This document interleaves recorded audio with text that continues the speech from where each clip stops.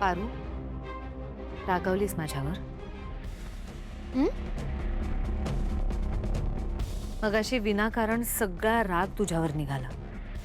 इतकं चिडायची काही गरजच नव्हती. पण माणूस आपल्या जवळच्या माणसांवर चिडतो असं म्हणतात. तू मला तितकी जवळची आणि हक्काची वाटतेस म्हणून कदाचित झालं असेल. खरं सांगू पारू, तू असलीस ना की मला घराची चिंताच नसते. मला खूप आधार वाटतो तुझा. तू सगळंच सांभाळून घेतेस आणि म्हणूनच मी मगाशी तुझ्यावर जेवढी चिडले ते चुकीचं होतं. I am very sorry.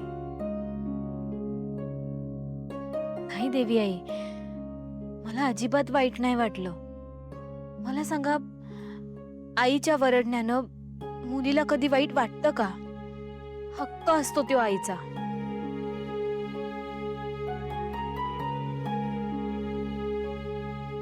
Paru, तुझ्या समजूतदारपणाचं काय करू अगं मी? खरं तर मगाशी ना माझ्या डोक्यात खूप वेगळे विचार चालले होते. म्हणजे आता आपल्या कंपनीला त्या कॉम्पिटिशन मध्ये जायचं आहे, त्याच्यासाठी आपल्या कंपनीला रिप्रेझेंट करणारं कोणीतरी हवंय, कुठलीतरी मॉडेल हवी आहे. हे बघ श्रीकांत, दाखव तिला.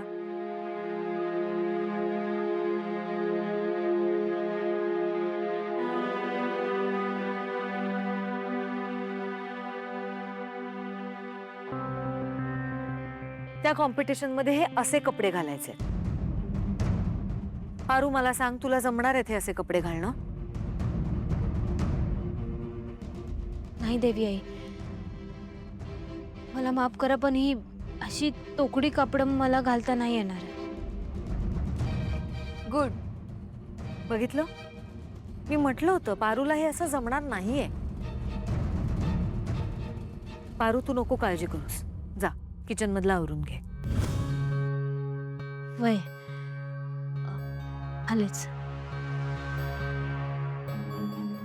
श्रीकांत, मोहनला सांग की आपल्या कंपनीला रिप्रेझेंट करायला कुठली तरी टॉपची मॉडेल हायर करा. ठीक आहे.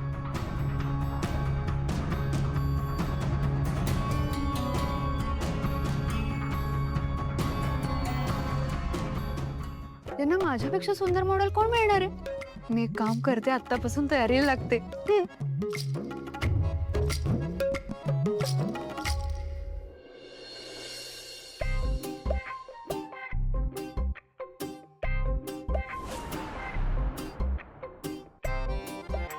आणि टर्न घेताना एकदम अशा आता तुझं नाव लिहिणार होतं, पण जाऊ दे, तुला नाही जमणार. हा, काय पण काय बोलताय? हे बघा, लोकांनी ना शून्यातून विश्व निर्माण केलंय. मला जर माझं विश्व निर्माण करायचं असेल तर मला अशी प्रॅक्टिस करावी लागेल.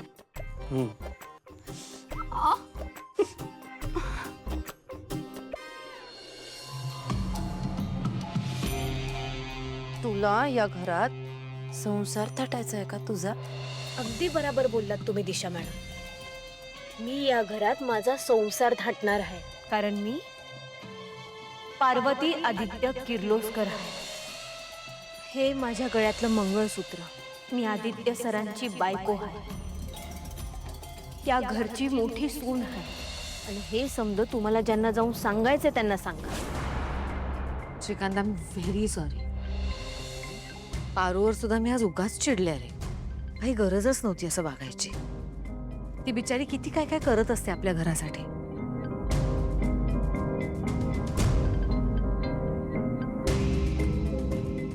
अरे यार, या अहिल्याने तर फुल ऑन पलटी मारली आहे. मगाशी तर इतकी चिडली होती आणि आता लगेच पारू पारू करते.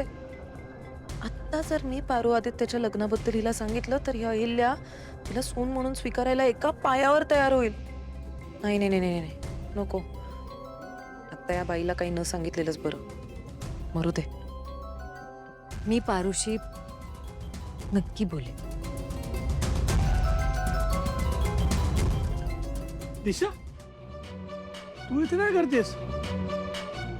ऍक्च्युली एक सासरे डॅड, मी मगाशी एक सासू मग खूप चिडल्या होत्या ना, मग बघायला आले होते, त्या शांत झाल्यात, म्हणजे त्या ओके आहेत ना आता? ऑल ऑल गुड एक्सा सुमो? मी ठीक आहे. दिशा, माझं एक काम कर. तुमच्यासाठी ज्यूस वगैरे आणू का? कॉफी? काही नको. पारूला बोलवणार.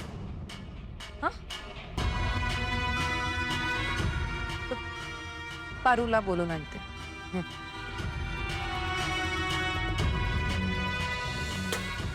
मला कळतच नाही त्या अहिल्याला त्या पारूचा इतका पुळका काय आहे. सतत आपलं पारू पारू पारू पारू. दिवस रात्र त्या मोलकरणीचा जप चालवलेला असतो. मूर्ख. जप तर करणारच ना.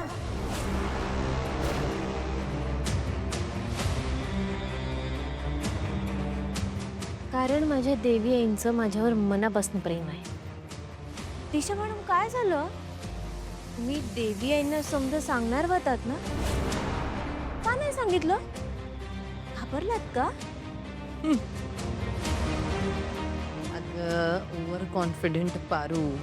बरी आहेस ना जरा? मी घाबरले असं वाटतं तुला? मी घाबरले नाहीये. या सगळ्या मागे माझा एक स्वार्थ आहे. एक्सप्लेन करते.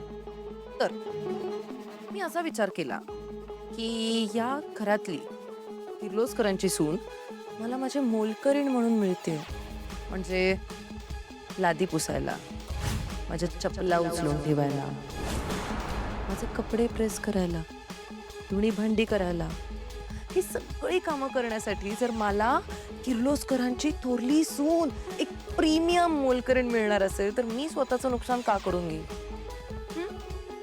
आणि शिवाय पारू, तुला असं नोकरांसारखं राबवल्यावर, नोकरांसारखी सगळी कामं सांगितल्यानंतर तुझ्या धनीला, त्या पिंटोक आदित्यला येणारा राग, त्याला होणारा त्रास, ते बघण्यात तर ना एक वेगळीच मज्जा आहे.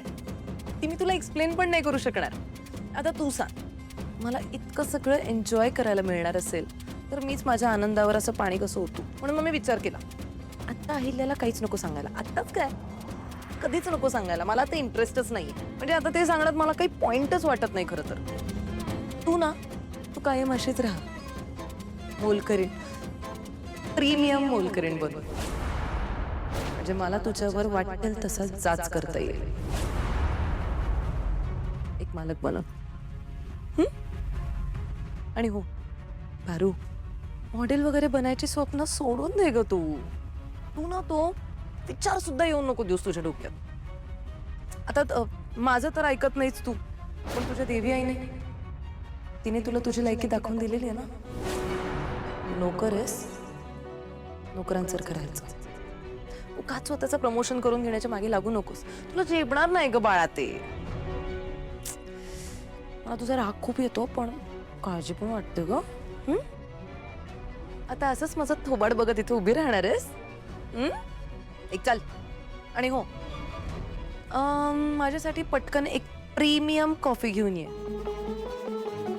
Premium coffee. पटकन जा आणि पटकन ये. मॅडम कापी निघ ना.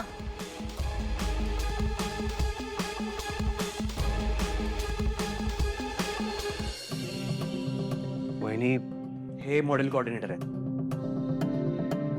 नमस्कार, बसा ना. मला फोटोज दाखवा ना तुमच्याकडे असतील तर.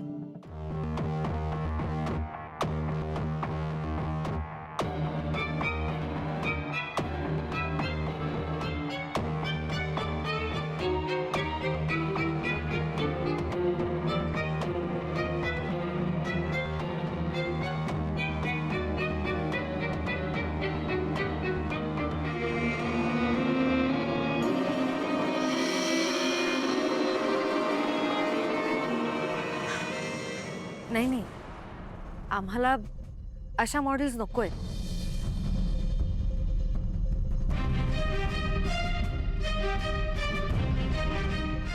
आम्हाला एक अशी मॉडेल दाखवा जिच्या चेहऱ्यावर आत्मविश्वास झळकत असेल. म्हणजे तिचे कपडे छोटे असले तरी तिच्या चेहऱ्यावरून तिचे संस्कार कळतील. अशी एक कॉन्फिडंट मॉडेल आमच्या समोर उभी करा.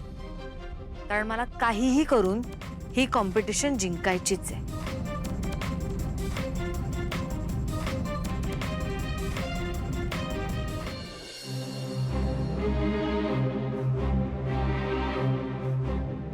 चला, ही फालतू मोलकरीण स्वतःच या कॉन्टेस्टसाठी नाही म्हणली म्हणजे आता या कॉन्टेस्ट मध्ये माझाच चान्स लागणार फिक्स. एक सासू मॉमने मला काही विचारण्याआधीच मी माझी स्वतःची तयारी सगळी करून ठेवते. हा, डिझायनरला ती कॉल करते. हॅलो, दिशा बोलते. मला एका खूप इम्पॉर्टंट ब्युटी कॉन्टेस्टसाठी तुमच्याकडचा एकदम एक्सपेन्सिव्ह आणि रिच लुकिंग जो काही गाऊन असेल त्याचं डिझाईन सेंड करा.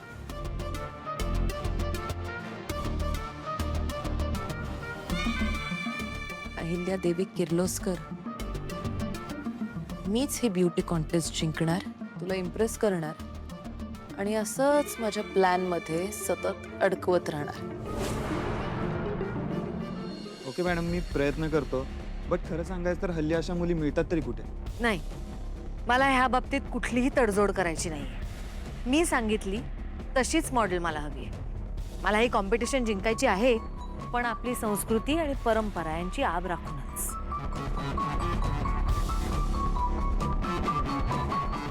एक सासू मॉम, मी आहे ना. आय प्रॉमिस, मी तुम्हाला जिंकून दाखवेल ही कॉम्पिटिशन. नाही, तू आमच्या कंपनीला रिप्रेझेंट नाही करू शकत.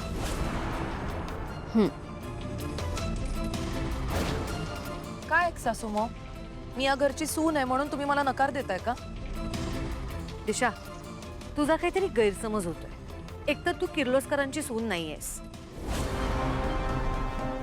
आणि दुसरी गोष्ट, उद्या जर माझ्या सुनेने असं ठरवलं की तिला मॉडेलिंग करायचंय तर माझी काय हरकत आहे?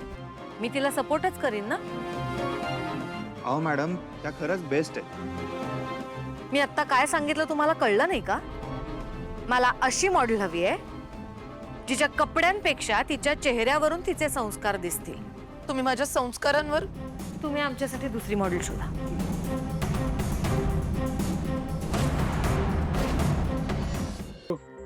अरे प्लीज हो म्हण ग. आता अशी बॅकफुटला जाऊ नको. जमेल तुला, एकदा हो तर म्हण आईला. पारू, मागच्या वेळी त्या ब्रँड एम्बेसेडर कॉम्पिटिशनच्या वेळी सुद्धा तू अशीच हार मानली होतीस, पण नंतर काय झालं? तू जिंकलीस ना ती कॉम्पिटिशन, तू ब्रँड एम्बेसेडर झालीस. हा, पारू प्लीज, तसाच कॉन्फिडन्स आत्ताही दाखव. आदित्य सर, तुम्हाला कसं समजत नाहीये? ही साधी सुधी स्पर्धा नाहीये. ही एक लई मोठी आंतरराष्ट्रीय पातळीची स्पर्धा आहे. तिकडं इंग्रजी बोलावं लागतं, उंच टाचेच्या चपला घालून चालावं लागतं, तोकडी तोकडी कापड घालावी लागतात. आणि हे समजा मला खरंच नाही जमणार सर. पारू, मला काही प्रॉब्लेम नाहीये. प्लीज पारू, हे कॉन्ट्रॅक्ट आपल्या हातून जाता कामा नये. पारू, त्या कंपनीवाल्यांचं असं म्हणणं आहे की ब्रँड एम्बेसेडर म्हणून या प्रोजेक्टवर मॉडेल म्हणून तूच हवी आहेस. प्लीज, तुला हे करावं लागेल. हे बघ पारू, तू खरंच विचार करून बघ. एवढा मोठा कॉन्ट्रॅक्ट हातातून जाण्यापेक्षा तू हे करायला काहीच हरकत नाहीये. एक्झॅक्टली. आणि रोज रोज थोडी घालायचेत ना असे कपडे. थोड्या वेळाचाच तर प्रश्न आहे. मग नंतर तुला जे घालायचे ते तू घाल. हा ना. हे बघ पारू, आम्हाला सगळ्यांना तुझ्यावर खूप विश्वास आहे. तुला नक्की जमेल. माफ करा प्रिया मॅडम, पण मला खरंच नाही जमणार हे. हे बघा, मला फक्त स्वयंपाक करता येतो, माझ्या माणसांची सेवा करता येते, माझ्या कुटुंबाची सेवा करता येते. हे बघा, ही एक ब्रँड अँबॅसिडर म्हणून मी आपल्या कंपनीसाठी लोकांशी बोलू शकते, आपलं म्हणणं त्यांना पटवून देऊ शकते. पण हे उंच टाचेच्या चपला घालून, छोटी छोटी कापडं घालून लोकांसमोर यायला मला नाही जमणार. नाही जमणार मला.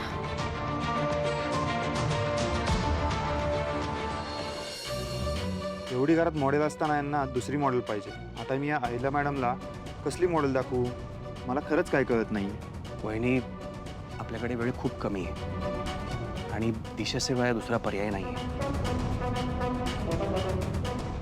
मला वाटतं दिशानेच आपल्या कंपनीला रिप्रेझेंट करावं. Mohan uncle, thank you. एक सासू मॉम, मोहन अंकल करेक्ट बोलतात. मला माहिती आहे तुमचा माझ्यावर अजिबात विश्वास नाहीये, पण हे बघा मी खरंच काही गडबड नाही करणार, शपथ. मी माझं बेस्ट टू बेस्ट देईन. एक सासू म्हणून मी खरंच खूप मनापासून आपल्या घरासाठी काहीतरी चांगलं करायचं म्हणते. प्लीज माझ्यावर विश्वास ठेवा, प्लीज. वहिनी, मलाही असंच वाटतंय की आपल्या कंपनीसाठी दिशाच मॉडेल म्हणून योग्य आहे. ती आपल्याला हे कॉन्ट्रॅक्ट नक्की मिळवून देईल, खरंच. न्यू सासू मॉम, थँक्यू सो मच. वहिनी, हा फॉर्म आहे आणि हा आजच भरायचा आहे.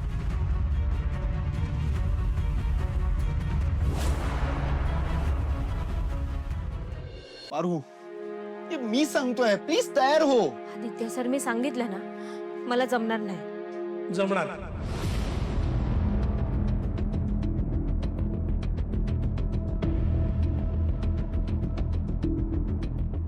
श्रीकांत सर, तुम्ही जा लवकर. आईला सांगा की पारू कॉम्पिटिशन मध्ये भाग घ्यायला तयार आहे.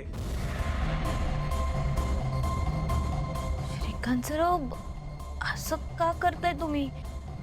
हे बघा, मला खरंच जमणार नाही, तुम्हाला चांगलंच माहित आहे. मी नाही टिकू शकणार त्या स्पर्धेत. तुम्ही काय माझं तोंड बघत उभ्यात? जा लवकर. हे बघा, काळजी करू नका, मी पारूशी बोलतो. जा जा लवकर. नाही, हा, चल.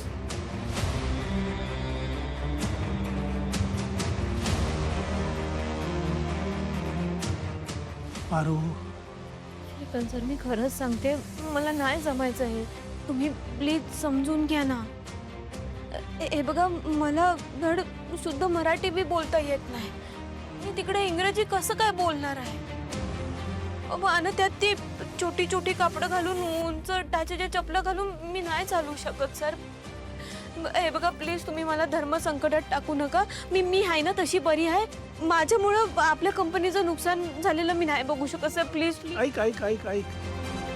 कंपनीचा फायदा नुकसान याची काळजी नाहीये मला.